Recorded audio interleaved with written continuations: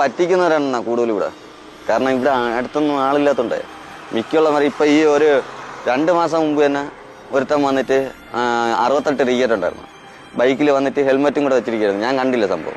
Rice ചെയ്ത് നിൽക്കുകയായിരുന്നു. ഒറ്റ ഈ ടിക്കറ്റിൻ്റെ പൈസ തന്നില്ല, ബാക്കി ടിക്കറ്റും തന്നില്ല, ഒന്നും തന്നില്ല. അവർക്ക് വലിച്ച ഇവിടെ ഇരിക്കാൻ തുടങ്ങിയിട്ട് ഏകദേശം ഒരു 8-9 മാസത്തോളമായി. എൻ്റെ പേര് രഞ്ജിത്ത് എന്നാണ്. ഞാൻ ഇവിടെ മേലത്തേക്കട പാൾ സൊസൈറ്റി മുക്കിൻ്റെ അവിടെ വളവിലിരുന്ന് ലോട്ടറി കച്ചവടം ചെയ്യുന്ന ആളാണ്. എൻ്റെ കാലിന് ഒരു 8 വർഷം മുമ്പേ ഒരു ആക്സിഡൻറ്റ് പറ്റി എൻ്റെ കാലിൻ്റെ സ്വാധീനം പോയി. എനിക്ക് 2 മക്കളാണ്. അപ്പോൾ എനിക്ക് വേറെ നിവൃത്തിയൊന്നുമില്ല. കാല് ഇതാണ് അവസ്ഥ. വേറെ നടന്നൊന്നും കച്ചവടം ചെയ്യാൻ പറ്റില്ല. ഈ ഒരു കുടയണിയിരിക്കുന്നത് മഴ പെയ്താലൊക്കെ ആകെ ബുദ്ധിമുട്ടാണ്. ഇവിടെ നിന്ന് ഓടിപ്പോയി നിൽക്കാനോ ഒന്നിനും പറ്റില്ല. ഞാൻ ഈ സ്റ്റിക്ക് ഉപയോഗിച്ച് നടക്കുന്നുണ്ട്. ഒരിടത്ത് പോയി ഇരിക്കാനോ ഒന്നിനും പറ്റില്ല. അപ്പോൾ ഈ കുടയുടെ മൂട്ടിലാണ് ഇരിക്കുന്നത്. അപ്പോൾ ഒരു വലിയൊരു കുടയും ഒരു വീട് പണി തുടങ്ങിയിട്ടുണ്ട്. അതിൽ ഒരു 10,000 രൂപ ഇട്ടെങ്കിൽ അതിൻ്റെ ഫൗണ്ടേഷൻ കെട്ടിക്കഴിഞ്ഞാൽ അടുത്ത ഇതും കൂടെ നടക്കും. അപ്പോൾ അതും കൂടെയൊക്കെ ക്ലിയർ ചെയ്യാനും ഇപ്പം നമ്മൾ വാടക വീട്ടിലാണ് കിടക്കണത്. 2-3 പ്രാവശ്യം തൂങ്ങാൻ കയറി.